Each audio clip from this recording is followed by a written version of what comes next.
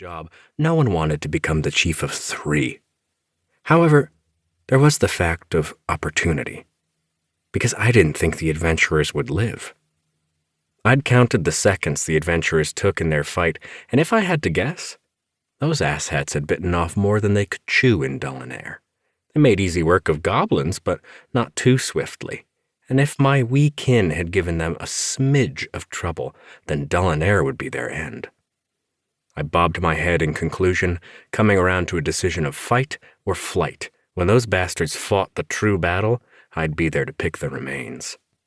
My stomach grumbled, and so did I. It was almost final meal time, something I hated missing.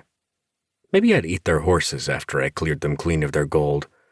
That, oh, so glorious gold. It called to me as much as hunger did. Yes, I'd steal everything they had. Now, that's what I call revenge. Suddenly, I took off running for the mountain, lurching along on stubby legs trying to catch up. I knew where I needed to go since I had been raised in these parts. Though most kinds of goblin liked to migrate, just as I had, this tribe staked their territory, domesticating a sliver of the badlands long ago. Goblins survived in the shadows of the blackened hills, turning it into a haven scattered through the gloomy woods under Dullinair that spread through a vast region known as the Badlands. I grew up in a different tribe, hearing tales of how my ancestors first arrived. Back then, Dullinair was nothing more than a crumbling ruin. The dark and brooding region proved spooky to most adventurers, only getting more so when the spirits awoke on their own and the conjurer rose. Once upon a time, we had even inhabited some portions of the old fortress, but now they crawled with ghouls and ghosts.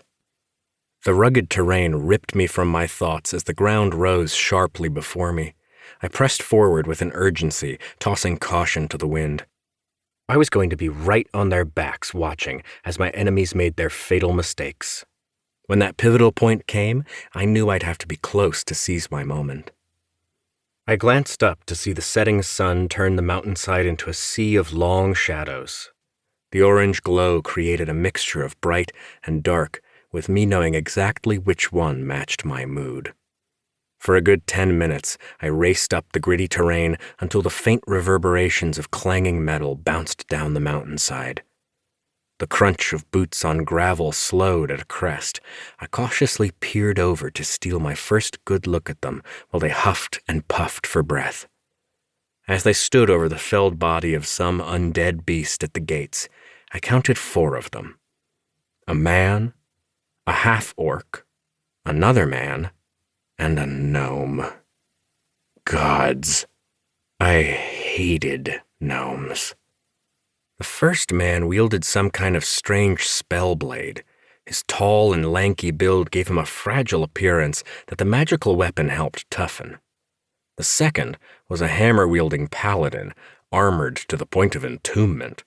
He stood a head shorter than the other man and seemed to be bored by the fact the fight had already ended. I glanced down at my knife, not seeing a possible way to kill him beside an eye slot. The half-orc was empty-handed, or rather clawed. He looked to be more of a beast than a person, with a feral grin accentuating his large tusks. The large, green-skinned being radiated a red aura of power, and again I found myself contemplating my decision to chase them. And the gnome? He was a spellcaster of some sort with small robes and a dinky orb, telling me he was probably a wizard. I could slit his throat and dance on his corpse with ease. If only he were alone. I'd seen dozens like them come and go during my journey to find a new home, and I had survived them all.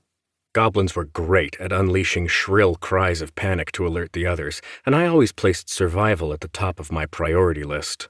My kind always bounced back, no matter how defeated we looked. Plus, the recent tribe I had joined wasn't the only one in the area. Doubtlessly, other stragglers escaped the fight, and they'd likely regroup to camp by nightfall and pick up the pieces. But I was one of those rare creatures.